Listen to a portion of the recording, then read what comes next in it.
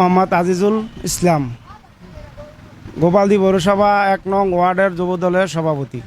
সেবা বলতে আমি যারা এতিম, তারপরে মাদ্রাসায়, এতিমখানায়, রাস্তাঘাট, যেমন কবরস্থান, বিভিন্ন কাজে আমি উন্নয়ন সহযোগিতা করতেছি। তো আজাদ ভাইয়ের নির্দেশে আমরা হইলাম আজাদ ভাইয়ের সৈনিক। আজাদ ভাইয়ের নির্দেশনায় আমরা ৩১ দফা যে কার্যকলাপগুলোই এটি আমরা সম্পূর্ণ করার জন্য চেষ্টা করতেছি। আজাদ সাহেব আমার অনেক ভালো, আজাদ সাহেবকে আমি অনেক ভালোবাসি। ওনার যে আচরণ খুব ভালো লাগে। আমি ছোটো 2012 সাল থেকে আমি ওনার কর্মী হিসেবে কাজ করতেছি।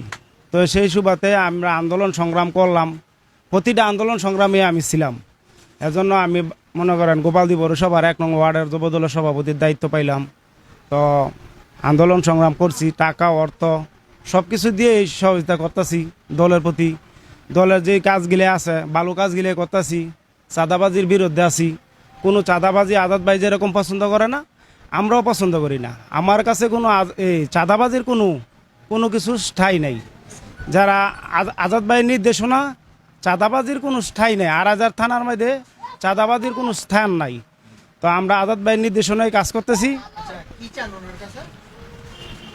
ওনার কাছে চাই আপনার, উনি যদি নির্বাচিত হয় আড়াজার থানায়, আমগো গোপালদি পৌরসভার যে উন্নয়ন কাজগুলো আছে এটি উনি সামর্থ্য করবে। এই কাজগুলো, উন্নয়ন কাজগুলো করবে, যেরকম রাস্তাঘাট, বিদ্যুৎ, তারপর হইলো গ্যাস, এই সমস্ত কাজগুলোই উনি সম্পূর্ণ করবে এবং এই নির্দেশনাই আমাদেরকে উনি দিয়েছে। তো উনি নির্দেশনাই আমরা কাজ করতেছি। তো এই বিষয়গুলাই আমরা জনগণের কাছে, সাধারণ ভোটারদের কাছে আমরা মনে করেন এই সমস্ত কাজগুলোই পৌঁছাইতেছি।